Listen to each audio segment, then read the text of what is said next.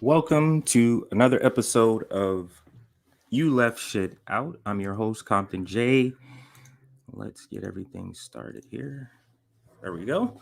All right. That looks a little awkward in the back, but we'll leave it there. Welcome to the show.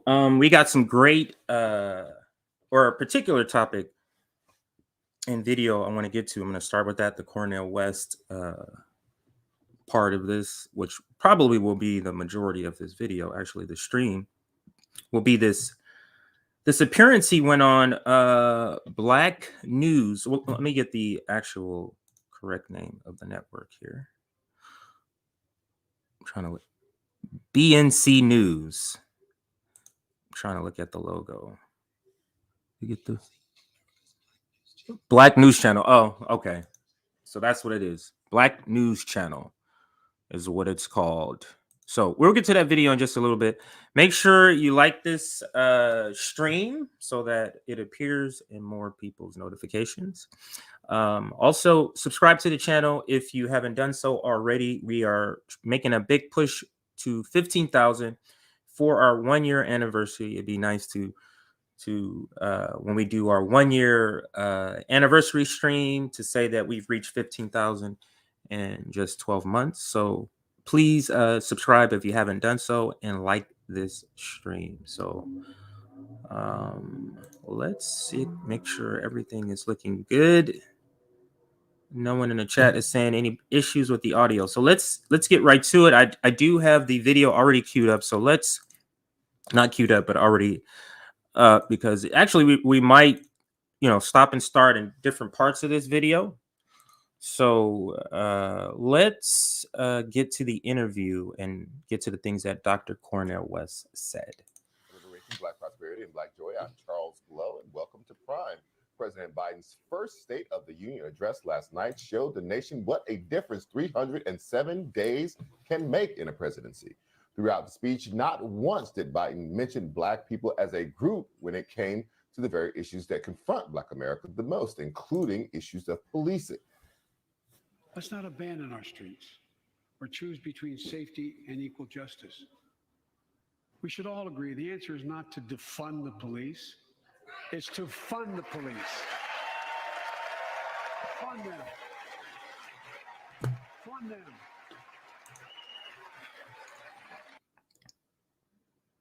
Even when he called for Congress to beef up funding for HBCUs, he used the acronym and didn't specify the students who would stand to gain from the support. Let's increase Pell Grants, increase our historic support for HBCUs, and invest in what Jill, our First Lady who teaches full-time. You know how the Black shit, you got to give an extra clap, right? All the Black shit. I mean, Pelosi kind of like looked at Kamala. The Black shit. Let's giving Black people anything. Make sure you stand up and show some gratitude. Time calls America's best kept secret, community colleges. Nor did Biden state the reason his nominee for the Supreme Court would be a historic first for the country. As I did 4 days ago, I've nominated the Circuit Court of Appeals, Ketanji Brown Jackson, one of our nation's top legal minds, who continue in Justice Breyer's legacy. She's terrible, by the way. She's absolutely terrible. I think Nick did a stream. We talked about it on one of our streams. Yeah, just Google her and you'll see. Legacy of excellence. This is all a 180-degree turn from the Biden who addressed the nation 307 days before this, marking his first 100 days in his presidency. It was nearly a year ago before her father's funeral when I spoke with Gianna Floyd, George Floyd's young daughter. She looked at me, she said, "My daddy changed the world." This is the example of Democrats, the Democratic Party, Democratic establishment using Black pain. That's at the forefront. using black pain and doing absolutely nothing. Well, after the conviction of George Floyd's murderer, we can see how right she was if we have the courage to act as a Congress. We've all... Black people, you have got to wake up to this, that they keep playing to your emotions, giving you hope that they're going to do something, and they don't deliver. And this is, we're not even to the part of the segment. The segment is Cornel West, and he's coming up in just a minute, less than a minute, but it's a lot in this intro to this Cornel West video that is a mouthful for me. All seen the knee of injustice on the neck of Black Americans. Joining me now to discuss is Dr. Cornel West, philosopher, author, and activist. Cornel, I've been studying these two speeches, the 100-day speech before a joint session of Congress, which is very similar to a State of the Union because they're in the very same chamber, and last night's State of the Union address. It is a stark difference. In that 100-day speech, he mentions multiple times this idea of identifying white supremacy and getting rid of it. Talks about the white supremacist threat to the country. He talks about equality and specifically names Black people along with other groups of people. He specifically goes out of his way to talk about the George Floyd Act in very compelling ways, which is not always characteristics of the president's speeches. What changed in the last 300 days? I can answer that. He got elected. So all the black shit can go fuck the fuck off. He got elected. That's what happened. The Democratic Party is very I don't know the right word, almost evil in the way that they use black pain, knowing that they're never going to do nothing because they report to the same corporate masters as the Republicans do. It's a more sinister evil, in my opinion, and more effective evil, in my opinion. Well, as you know, my brother, if we don't keep strong pressure on not just Biden, but the Democratic Party, that it will fall right back into what is normal for it. And what is normal for it? Black suffering, Black freedom, Black rights are tertiary, not even secondary. They're So Cornel West makes off the bat makes a great point.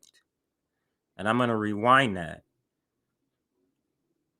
I think he started right around there. on not just Biden, but the Democratic Party, that it will fall right back into what is normal for it. And what is normal for it? So this is what he describes as normal for the Democratic Party. Black suffering, Black freedom, Black rights are tertiary, not even secondary. They're tertiary. It's only when you bring... So they're not even secondary. He's describing the norm. He's not saying this is when times are bad. He's saying this is the norm. Bring public pressure to bear. Defund the police. Single payer healthcare, Medicare for all. That's a Black issue. It's an everybody issue, but that's one of the number one issues for the Black community is healthcare. Who would be affected by a $15 minimum wage? I think it should be $35 or something like that. But let's say $15. Who would be affected at these low wage jobs? People of color. So you're not even secondary. So they came in, the fake Trump impeachment was first. Then the infrastructure, then everything else.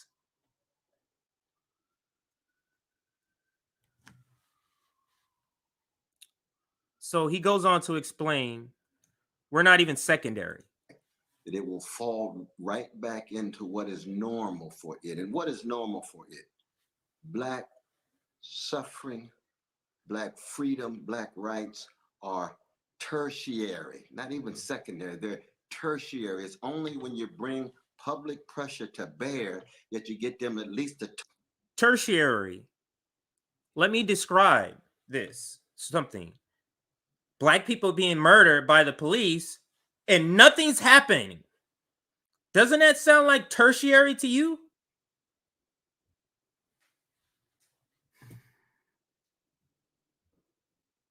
Literally nothing. And they control Congress. They control the House, the Senate, and the White House. Joe Biden it doesn't require anything for him to do to wipe out all student debt. Hasn't done nothing yet.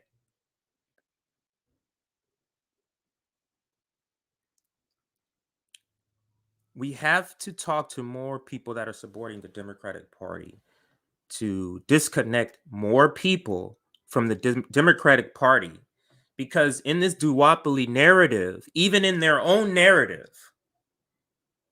the Republicans are bad. This is the reason why I don't personally go after Republicans all the time. We already know they're terrible. I think the strategy should be to attack the people who are considered the good guys in their own narrative, which is the Democratic Party. More effective evil. I don't consider that the lesser of two evils. to talk about it. And then you got to get them to follow through. But it's tertiary because they feel as if once the pressure is off, it's back to military spending, it's back to corporate domination of the economy, and it's back to the centrist stance. What was he talking about? Inflation. What was he talking about?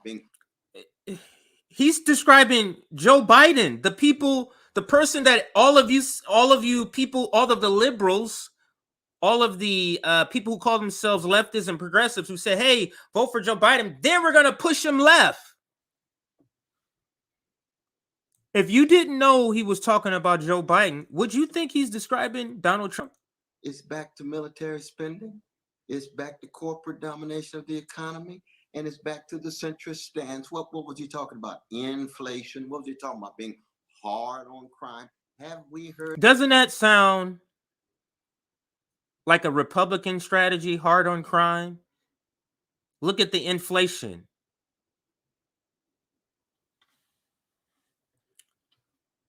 Have the progressives, the leftists, the liberals who claim they held their nose to vote for Biden, are they having buyer's remorse yet?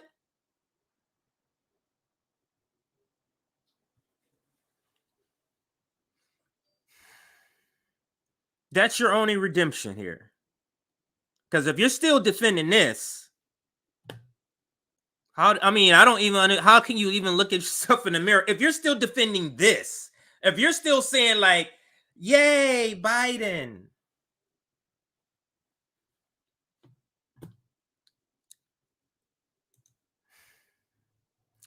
Let's check out some comments. Okay. It always takes a couple seconds for my to update. What's good, everybody?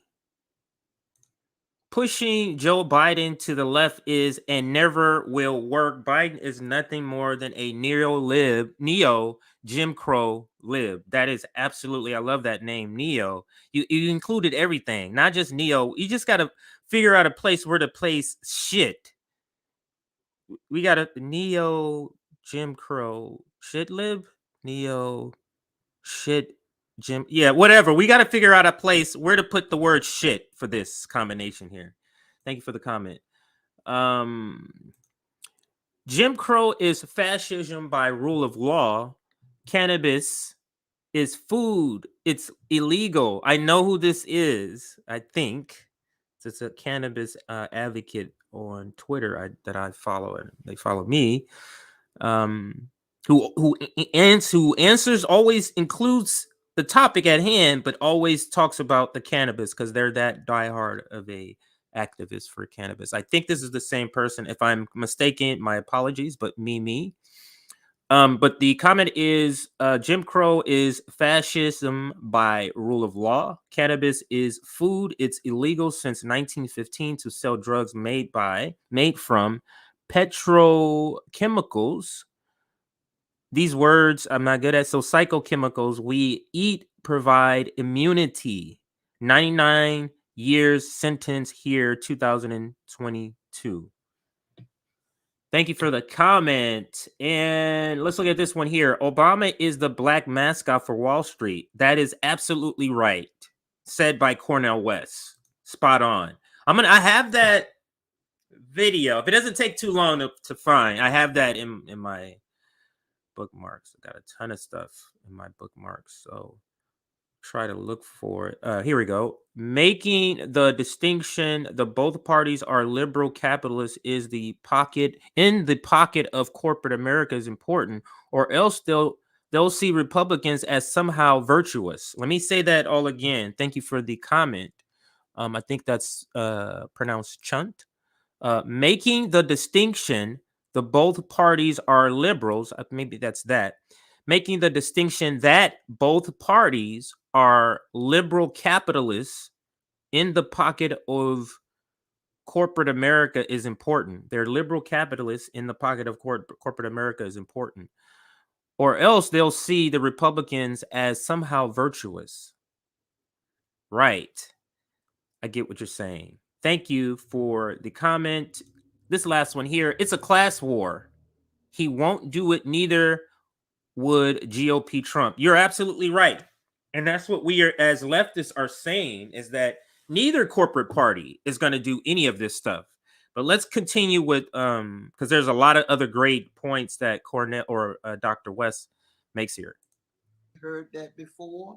Let me rewind it for that sentence there. There we go. It's only when you bring public pressure to bear that you get them at least to talk about it. And then you got to get them to follow through. But it's tertiary because they feel as if once the pressure is off, it's back to military spending, it's back to corporate domination of the economy, and it's back to the centrist stance. What was he talking about? Inflation. What was he talking about? Being hard on crime. Have we heard that before? That's the same neoliberal SHIT that we have heard over and over and over again that got us into this mess. And so it's just so sad that we have to see this over and over again. We will see Brother Biden talk strongly about democracy in Ukraine. Now, we've got to be in solidarity with our precious Ukrainian brothers and sisters, both in their suffering and their resistance. We've got to be in solidarity and resistance for the Russians who are protesting the war, because we know Putin's a gangster. We know that. We know that. But the point is, Biden himself is first and foremost a neoliberal politician whose priority is militarism abroad, centrism at home, and when he gets to it, some symbolic gesture having to do with race. Now that we've got a black woman headed toward the Supreme Court, we will never hear Biden say anything substantive about race, let alone white supremacy, as long as he's in office. I mean, that's just the way he rose. It's a sad truth, but I think we have to acknowledge that. This is what we were trying to tell progressives, leftists, liberals who said, "Oh, we're going to hold our nose and vote for Joe Biden." We were saying, like, wake up. He doesn't have a history of doing anything of what you're saying. Stop biting into the FDR propaganda that he was going to be the next FDR. This guy. Can you imagine? I mean, just think back now. It sounded ridiculous then, but just now living through his administration, the pandemic response, and this war in particular, doesn't seem the same. Let's continue. I wrote a column for tomorrow's New York Times. It's on their site right now. You can take a look at it if you'd like. It's called An Open Letter to President Biden from a Dispirited Black Voter. In that, Cornel, I draw the parallels to the early 1990s. So people look at what, the criticism, which I will say is mild of President Biden, because if you stack up a President Biden against a Donald Trump, Biden wins, 10 times out of 10. But that still doesn't mean that you don't try to better your friends by making sure that you correct them when they are wrong. And what was happening... Maybe we should stop looking at them as friends. And this is the separation of sort of the black managerial class and the black activist sort of people on the ground. This is the split here. Left leaning is that I noticed with a lot of the content from Black News Channel, the diagnosis of the issue spot on, the critique, but where we diverge is the solutions. And in particular, still calling the people who you've diagnosed the issue with your friend. Your friend is doing the things that you're describing, making you tertiary. And let me put the definition of that word here on the screen for those that just heard this word for the first time. This is the third time I've heard this word. Never gets easier for me to say, but here it goes. Oops, why does it keep locking here? Let's do it this way. There we go. Tertiary. Tertiary. You heard it right. So third in order or level. Third. Yeah, that's a good enough definition. We don't have to keep reading more. But third.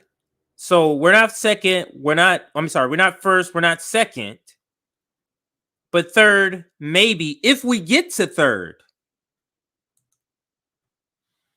And then it's just some watered down, never tied to economic,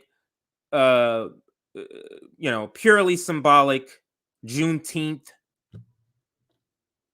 a Supreme Court justice that is terrible, ruled against a gun. I think it was Lockheed Martin, black Lockheed Martin employees had sued. And they came up with a settlement, and she refused to approve it. And as she has her record on just corporatism. She rules with business. That's what they never talk about. They have all of us bickering about culture war things, while the judges that they're all approving, they're all nominating, all side with businesses. And that's the rub. That is the big thing they want. They letting all the peasants fight over these culture war things over these judges. But they're all on the side of corporations. Why is it you only hear, you know how many decisions the Supreme Court does, but you only hear about certain ones? They decide on way more cases than you hear.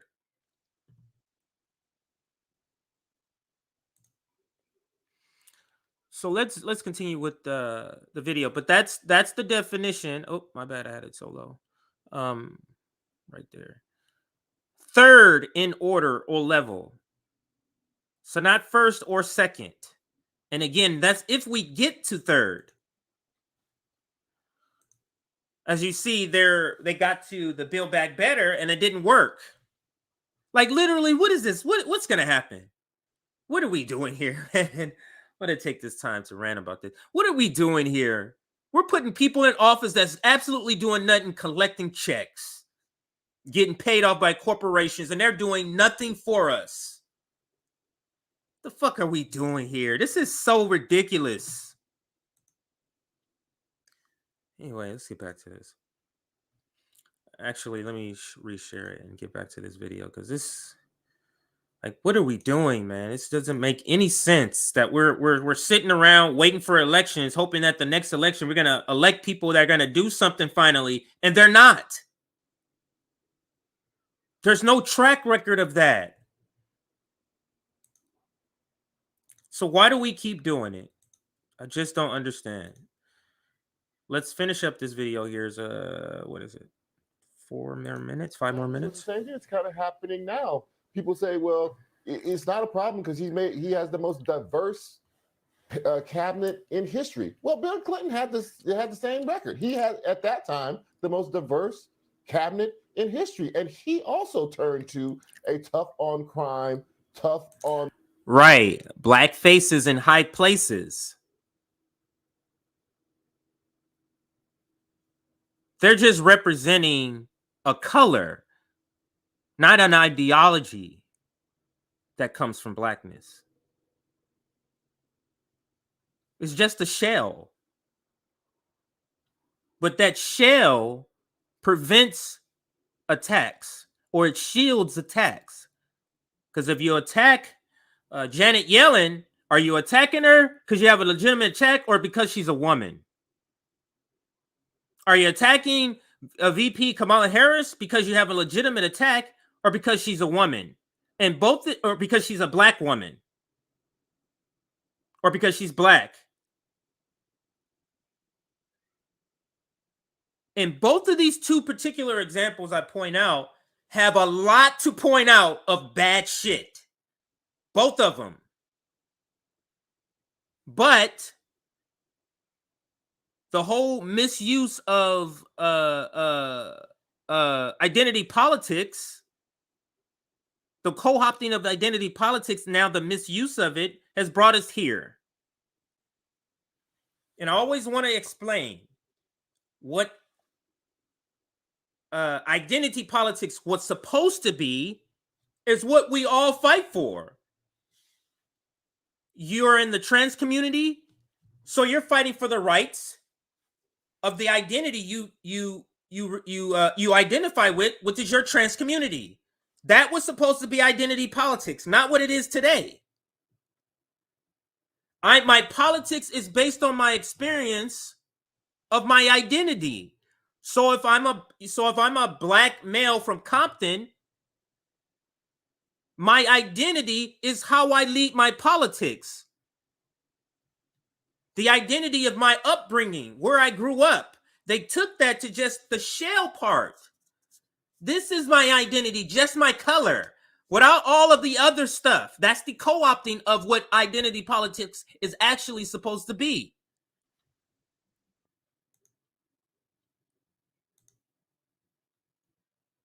And what they always do, co-opt it, water it down, and everybody forget what has happened. By that time, how do I always do this? Up. Oh. I think I need to change my battery, everybody. So this is not moving right.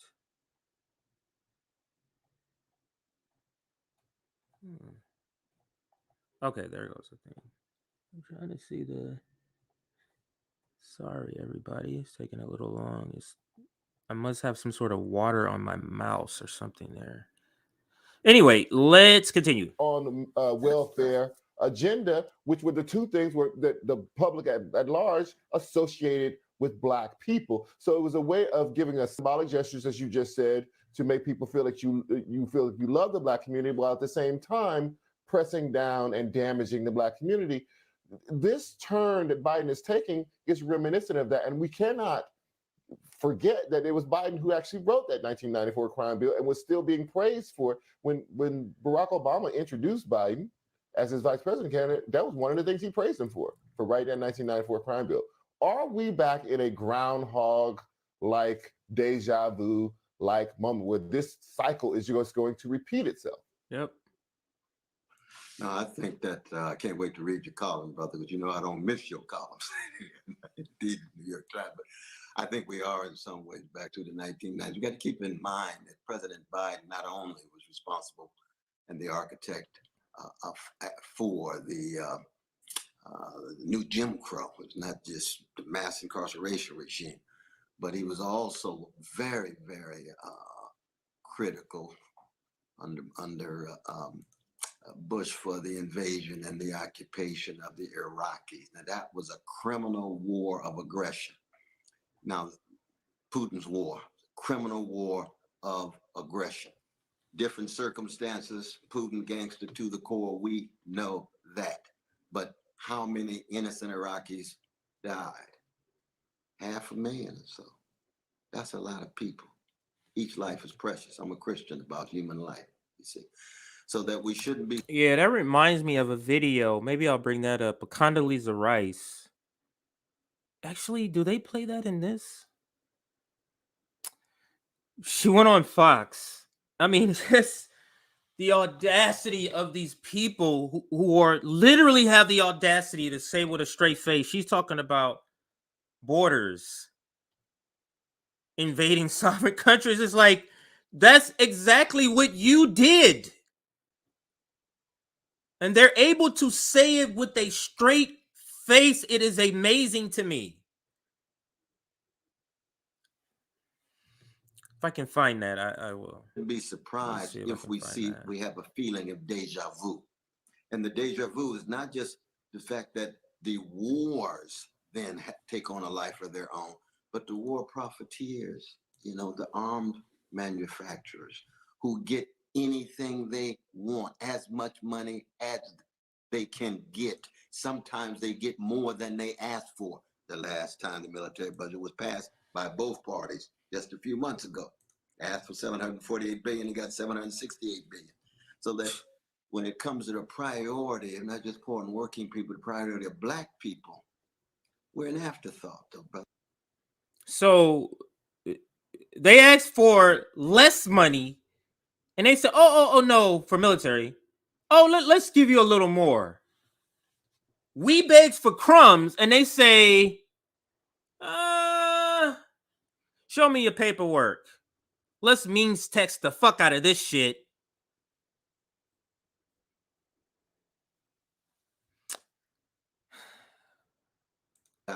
People have to stop accepting crumbs. 500,000 or so. That's a lot of people. Each life is precious. I'm a Christian about human life, you see. So that we shouldn't be surprised if we have a feeling of deja vu.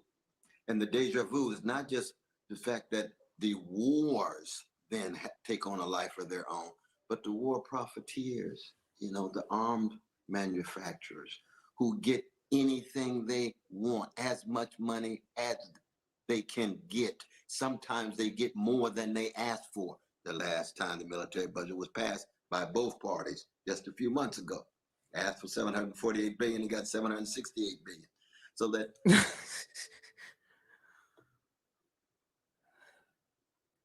when we ask for something to people during a pandemic, it's shut the fuck up.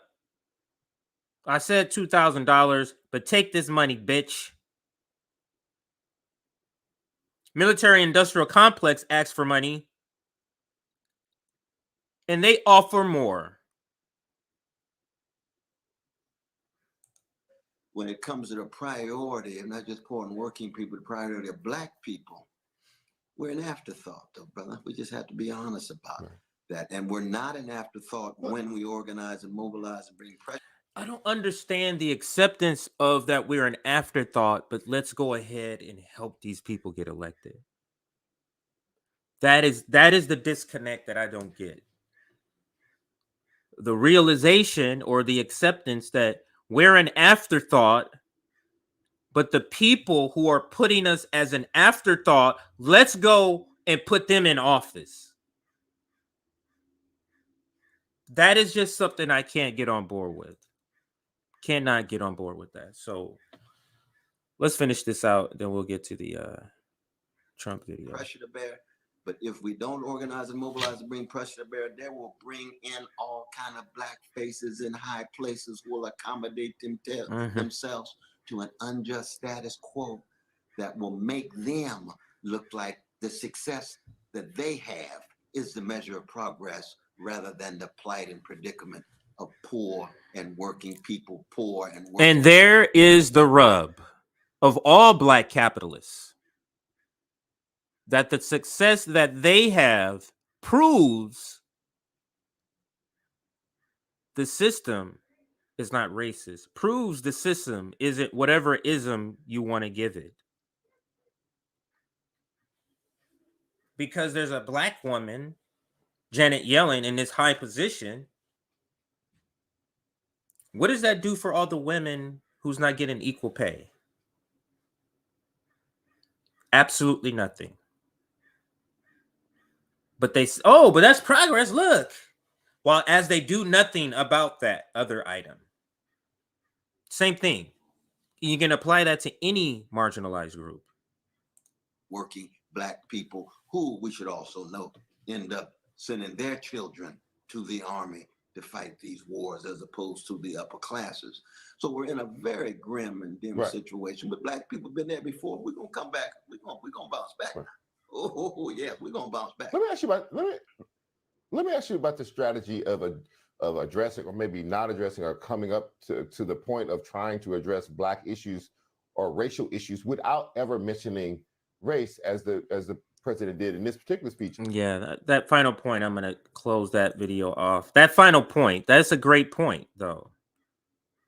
It's I know I need to mention these things, otherwise I'm not going to get Black people. But if I mention Black in it, I'm going to turn off all my racist voters.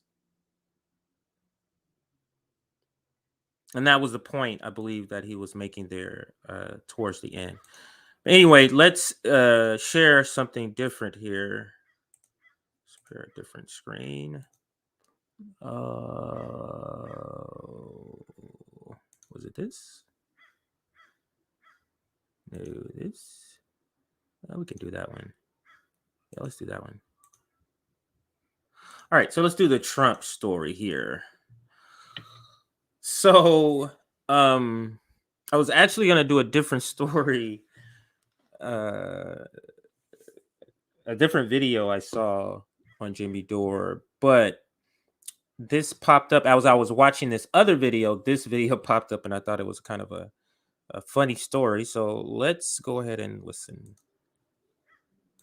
Trump went on a podcast called Full Send Podcast.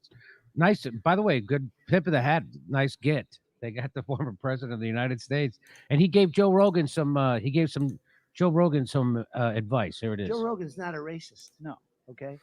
Okay. So I don't know if you heard it. It starts off with him saying Joe Rogan's not a. He goes. Joe Rogan's not a racist. No. Now that's probably not the kind of. It's not going to help. It's not the endorsement. That's not going to calm things down. People are going to go, no, Trump said he's not a racist. Who said Trump? Oh, I guess you couldn't get a better guy to vouch for you than that.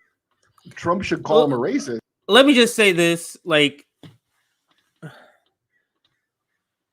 white people don't feel the need to come out and protect other white folks saying they're not racist. Like, just don't do that. It'd be like you coming out and saying Bill Cosby is not a predator because he didn't do nothing to me. You get what I'm saying? Like don't point out that because a white person hasn't been racist around you, that means they're not racist. So don't ever feel the need to come to somebody's defense. Because I sort of kind of gave you an analogy that if it was another woman coming out in favor of Bill Clinton saying, hey, he's not all of that because he didn't do that to me, or I never seen any of that. Really? How was your experience somebody else's experience? So just wanted to say that. It's a pet peeve of mine. That would clear up this racist That business. would clear it up. Okay, here we go. Okay. And he's a very interesting guy that people like listening to. But, they've been hitting him very hard. I did tell him one thing: stop apologizing. Stop apologizing. What was his reaction to that? When you told him? I don't know, because I got the word. I put the word out. Did he ever reach out to you about going on? I don't know. I'd have to ask my people. I have a lot of people. No, because I saw back in, I think during the debate times, you said that he should moderate a debate. Yeah, he'd yeah, be much I've seen that, yeah. Well, he's much more talented than Chris Wallace. That'd be great. No, he's a much more talented person than just about all of these. How the hell did these guys land this interview? How did they land this interview? That is crazy. 1 second here. Let's play it some more. I think he's going to be finishing up in just a second here. This is moderators. Joe Rogan should moderate. No, I debate said in let Joe Rogan. 2024. Joe Rogan's not a. Joe Rogan, not a racist. Donald Trump, thanks, pal. Chris Christie weighed in to say that he's also not an overeater. I like Trump's hands. Like, So "No." that I mean that. Let me actually pause this. Let me pause this here. I thought that was That joke actually was the point that I made, but he made it in joke form, like you're not really the one to be calling that out to say, hey, he's not this or not that. So let's not do it. I think that's Bongo Cat. Thank you for I think that's a sticker or a super chat. I think that's a super chat. Thank you for that. Let's read a couple of comments before I give you my thoughts on or actually no, let's listen to more to answer the question. Is he going on the Joe Rogan show? So let's listen more because they kind of address that. I thought that was funny, and he's told him to stop apologizing. It's nice that he told some high school kids that on their podcast. Who are these? I don't know. I never heard. It's the Full Send podcast. Tip of the hat. Good for them. But then the reason why, so this was trending today. This guy tweeted out, this guy called Actually Barron or whatever. He says Donald Trump is scheduled to go on the Joe Rogan podcast. Got 71,000 likes. And then the fake Donald Trump tweeted it out, and it got 18,000 likes. Scheduled to go on the Joe Rogan. Wait, I think it's funny that this is allowed to happen. There's an account called Real Don J Trump 45. I wonder how many followers that has. Like, it doesn't say parody. It just says the Yeah. Real Donald J Trump 45 with the flag. And is he scheduled to go on? I don't think so. So it's all misinformation. I'm pretty sure this is all made up. I'm pretty sure. All we have to confirm it so far is these two tweets. But so he was, I mean, that's a lot of 71,000 likes is a lot of 1,400 quote tweets. Actually Barron, I don't know who that is or how he got the info. And then the fake Donald Trump tweeted out. Let's see who tweeted out first. Oh, this guy tweeted out first. And then the fake Donald Trump caught on that this was popular, so he got in on the action. Man, people just, and then everybody jumped on it. This is the first time I'm hearing it when I pulled this video. Like, I didn't know about this. I wasn't. Yeah, yesterday I preparing for those shows, and just getting all this third party summit stuff done. I was real swamped yesterday, just replying to emails and all that stuff. So I hadn't had a chance to even see this, so I even know that this was trending. So I guess this was trending yesterday, because this video, I believe this video is from today. There's a show. Today's the 12th. Oh no, this is a while ago. So today's the 15th. So this is 3 days ago. So today's so anyway, so yeah. So no, it's not really happening according to this, or they was not able to find proof. I don't know. I guess I should look to see if there's any updates since then. But first, what I want to do is kind of hang on a second here. Let's hope that YouTube doesn't take this down in a second. Because I'm going to share something in just a second here. Actually, let me not share the video. I don't want this to get taken down because it was funny. I was playing a George Carlin video, and the only reason I'm even bringing this up is because the George Carlin video is attached to the graphic that I'm going to send, or I'm going to put up about Jill Stein. So that's the only reason I'm even bringing this up. But what I noticed, where is it? How do I get to the next thing here? Okay, there we go. So let me put it up now. There we go. Who was I on? Oh, it was Nick and I were on a stream, and we were playing this video from George Carlin, and they literally took us off for YouTube. And we only noticed because people in the chat started saying, hey, the feed was cut on YouTube, and it was taken off, and it said something violated community something.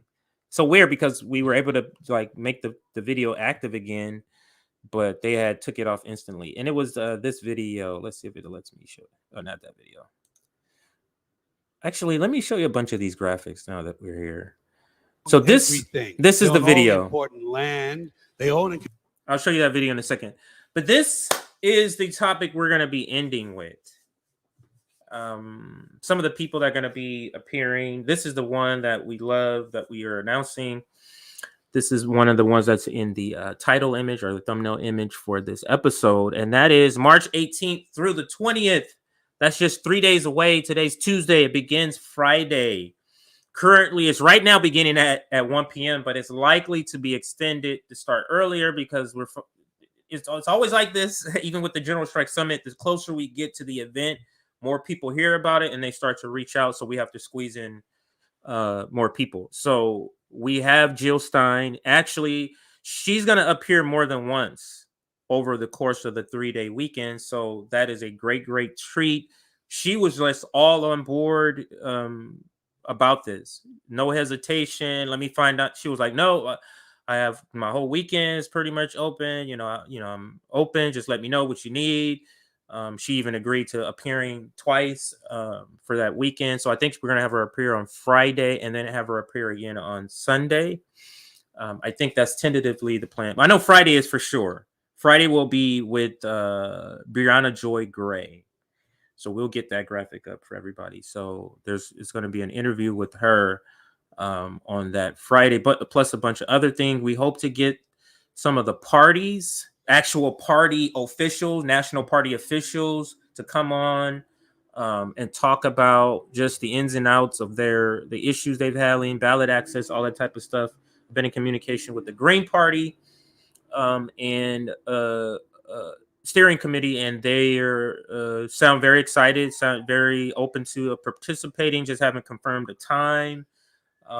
And hopefully Howie, we're able to get Howie on too. It'd be very good if we were able to get Jesse, Howie, and Dr. Jill Stein, not necessarily talking together, but just throughout the entire third-party summit, if we were able to get them. Also, we're getting more candidates. So I think today we're going to add like another 4 or 5 candidates to the mix. So we'll likely have to set up some more of these, which is the next graphic I'll show you right here. Let me make sure all of this is being shown. The next graphic right here. This just shows like one of the, we're going to have a bunch of these. This is so throughout the weekend we're going to have different discussions with different people about strategies of third parties. Why don't different third parties collaborate more together? Different questions like that will be answered with different discussions. On top of that, we're going to be having a candidate. We're not calling them debates because they're not really going against each other, but I guess you can call them debates in the sense that they may have varying views on these topics, like a libertarian candidate.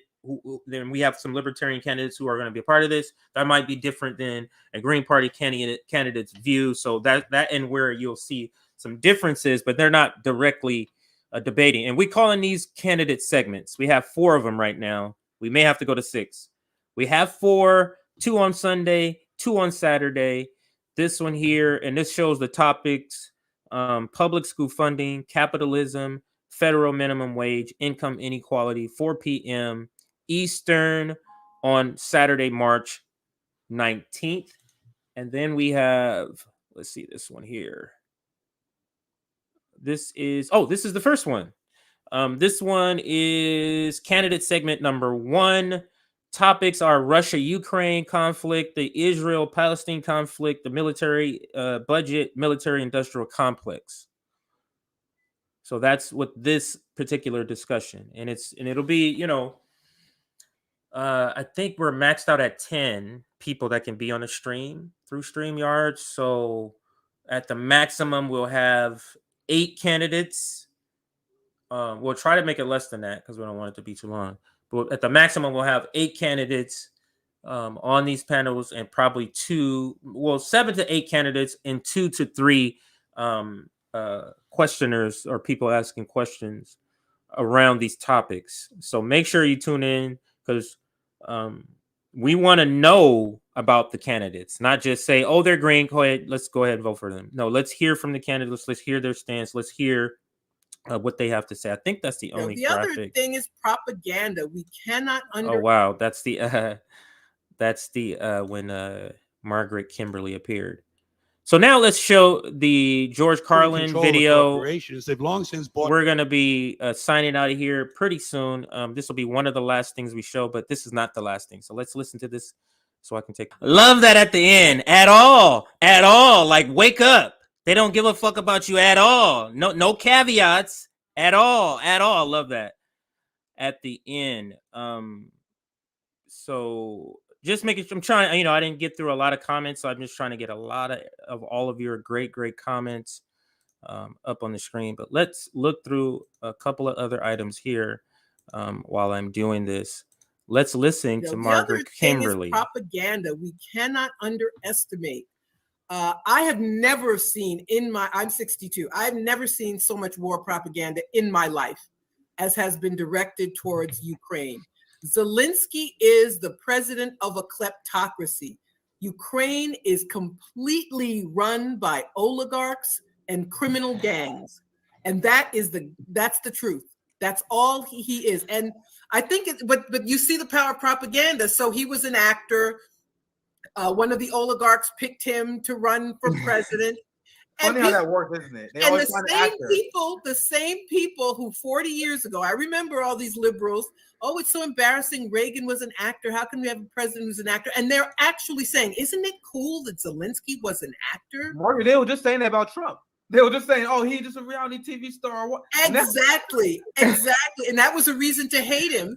But now that's a reason to love Zelensky, a man who's clearly in over his head at this very important point in history. But I don't think we can underestimate, or rather, should I say, overestimate the amount of propaganda. And the state of corporate media just declines and declines and declines, and all they do is repeat what the State Department says.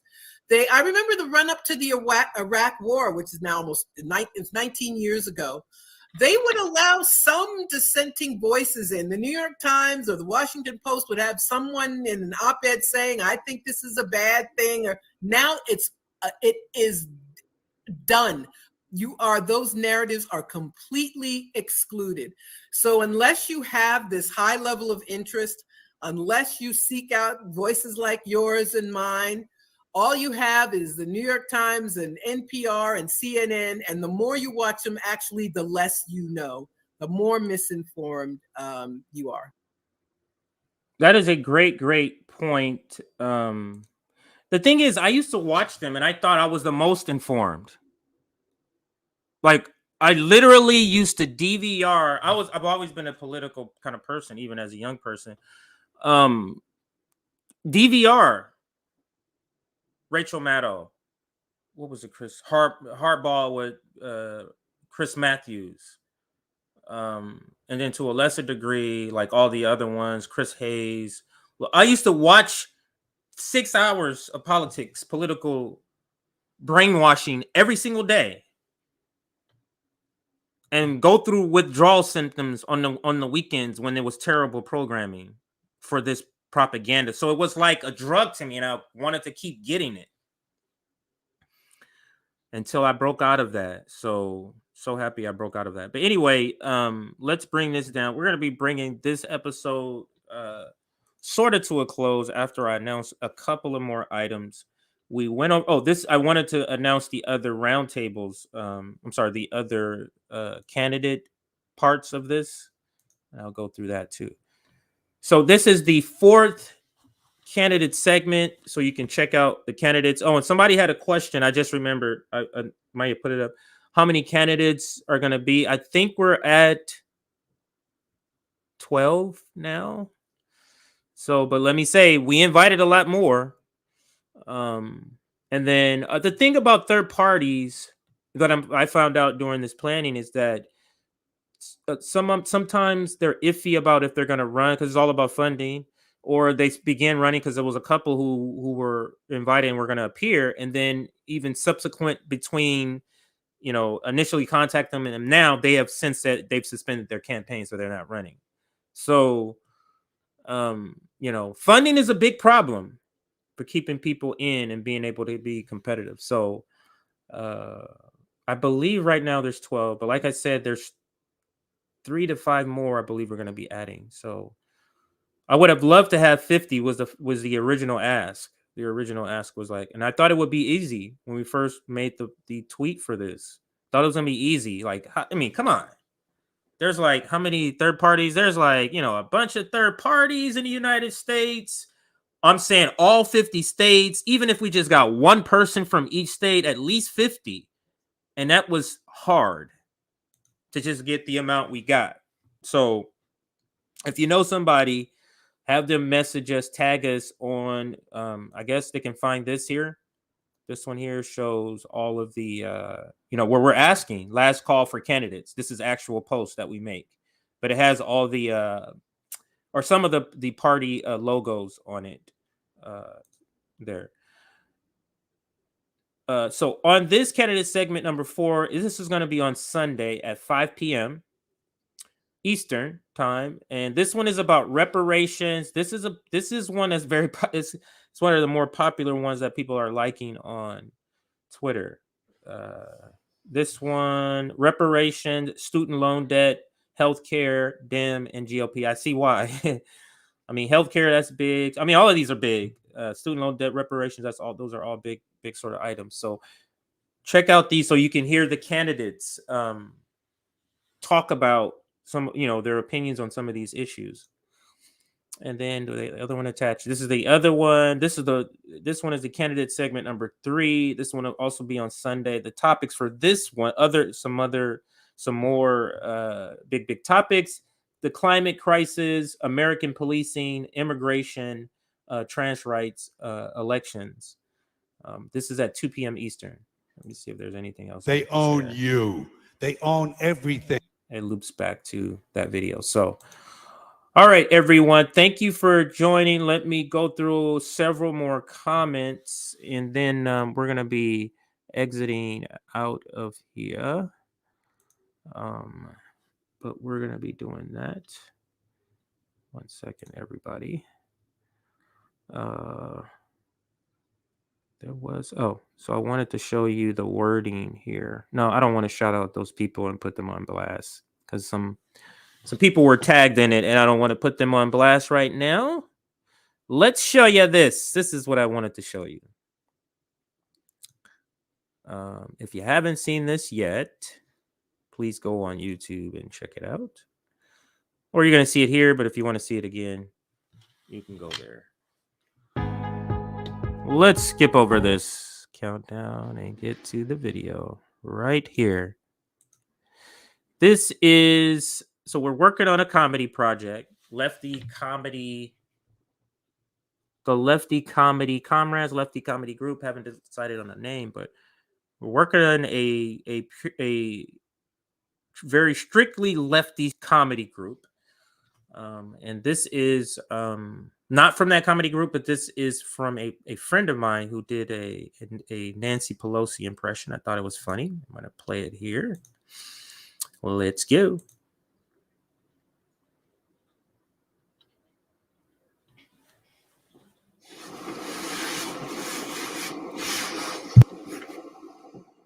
Oh, hi! I'm Nancy Pelosi, United States Speaker of the House, and now the official spokesperson for oligarch ice cream. Ice cream for the ruling class, for the people that really matter. You're probably wondering what makes oligarch ice cream so special, Madam Speaker. And, well, if you could get past the Secret Service to actually ask me, which, yeah, that'll never happen. I would say it's the delicious taste, the tantalizing texture, but really, who gives a rat's ass about those things when you figure out that there's an insider trading tip at the bottom of every carton of oligarch ice cream? And you're probably thinking, I want that. I need that. I deserve that. And I would say, no, you're the average American. You wouldn't know what to do with that much money.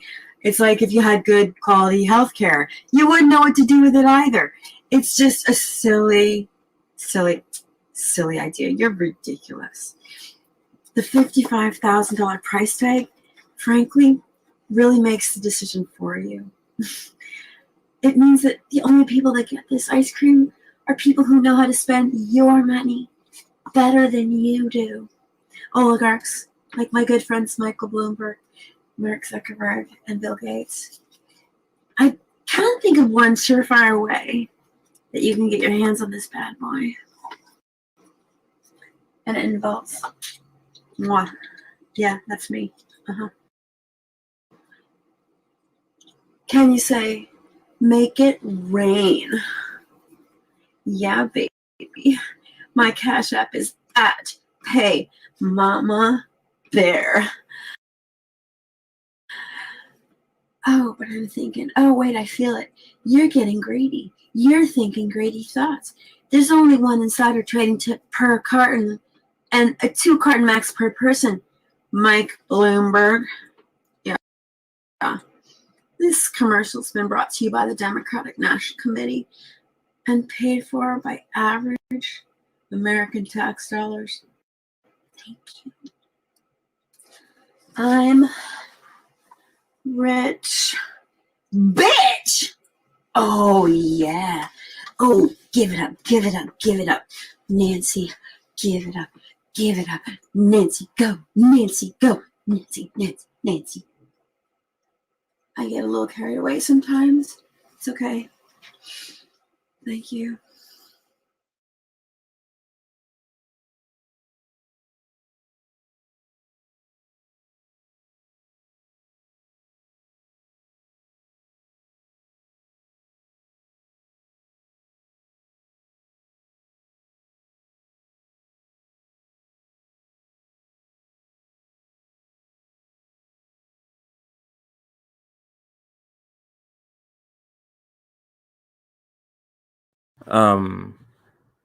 So what I said when I was on mute was that her name is Lisa, and man, I didn't say much. Her name is Lisa Cody. She works with me she worked with me in another group, not a political comedy group, but a different group where we did a bunch of sketches, and she was great. And she did that because she knows now I'm doing this comedy group. Thought it was great. So anyway, make sure you like this stream so that it appears in more people's feed, because we get a lot of subscribers who say, hey, why wasn't I notified about this video? Like, we'll put a clip up and they'll say, where the fuck was this, or where was this clip from? Oh, the clip was from this. Why wasn't I notified about that video?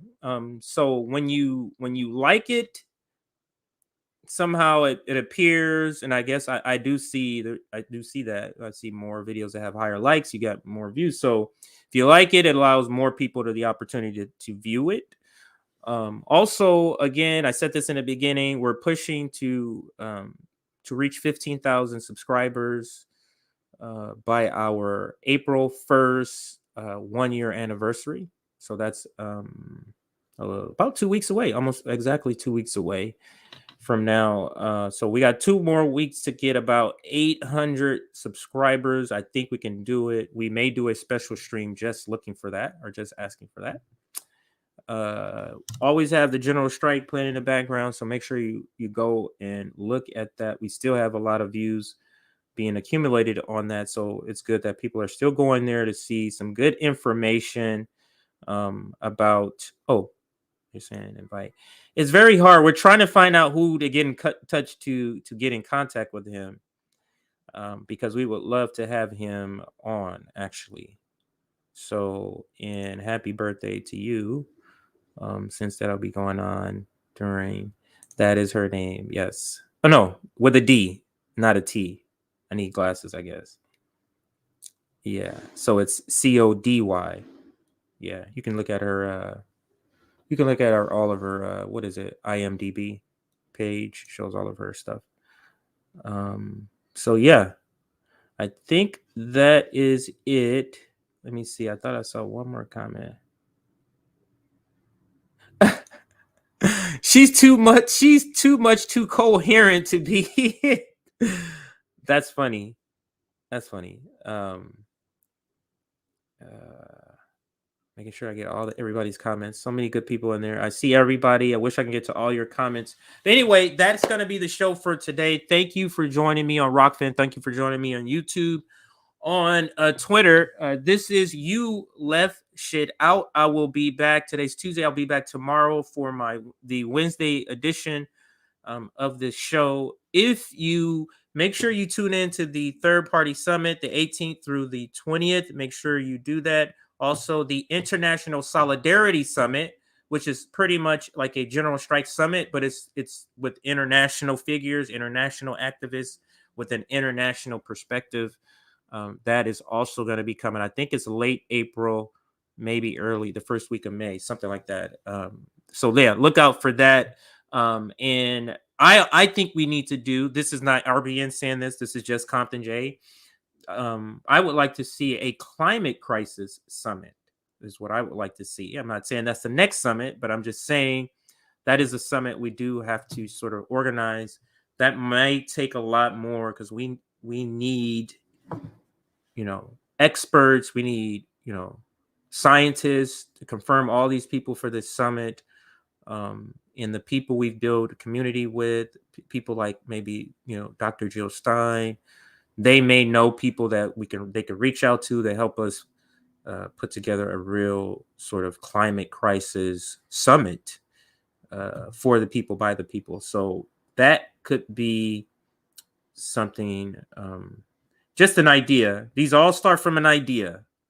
So this all start from these summits all starts from an idea. Let's see. I didn't know this. Maybe because Margaret Kimberly is going to be on the summit.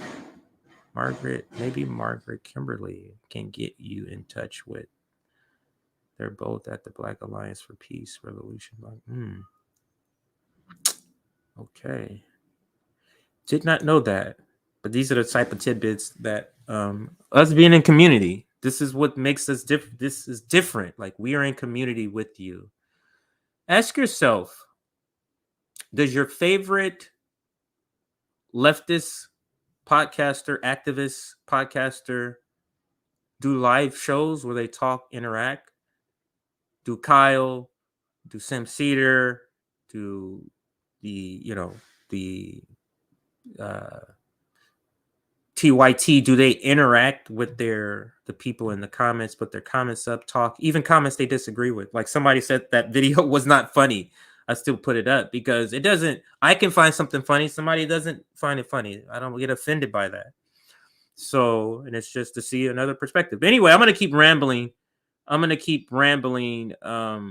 On. And that's why, this is the reason why we are having Margaret. Oh, Danny. So some of the other people, Danny Haifong, Margaret Kimberly will be on. Who else off the top of my head? Ryan Knight will be on. Brianna Joy Gray, I already mentioned. Dr. Jill Stein. I'm just mentioning some of the bigger, well-known names. Who am I missing here? Who am I missing? I'm missing somebody. I know, all the regular people, Afeni, and all of our comrades we know, like Afeni will be on, Aaron will be on. I call him Aaron Fights. Comrade Misty will be on. Frank Analysis will be on. Nico hasn't confirmed the time, but he said he's going to be on, so I'm sure he'll pop up somewhere. Reach out to the Green Party. I've said that earlier, so they're going to be on. But anyway, I'll keep rambling. That is today's show. Thank you for joining us today. I don't think we're going to do a closing video, so for those that stay for that closing video at the end, I think we're going to do that today. I don't have one necessarily queued up. So have a great rest of your Tuesday, and make sure you tune in later today. I believe Nick will be going on. I think his stream starts at 5 p.m. Eastern, and I'll be back here tomorrow. So I will catch you later. Thank you for tuning in.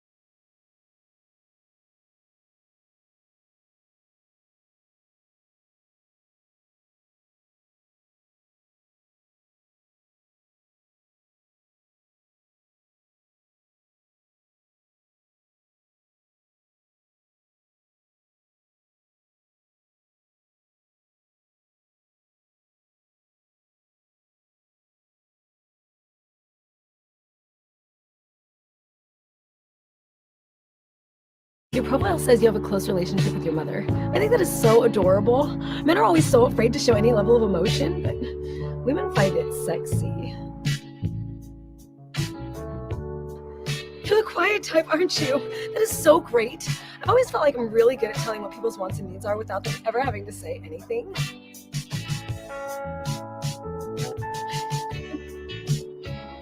You are so cute.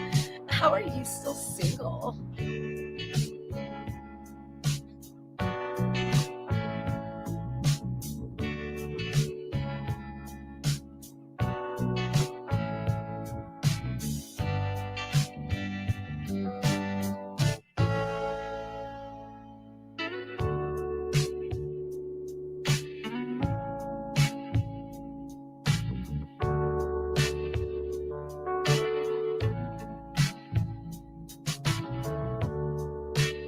Oh, look!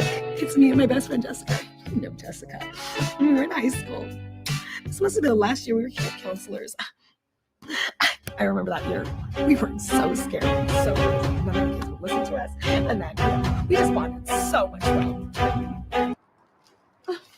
Oh, did somebody get dumped again?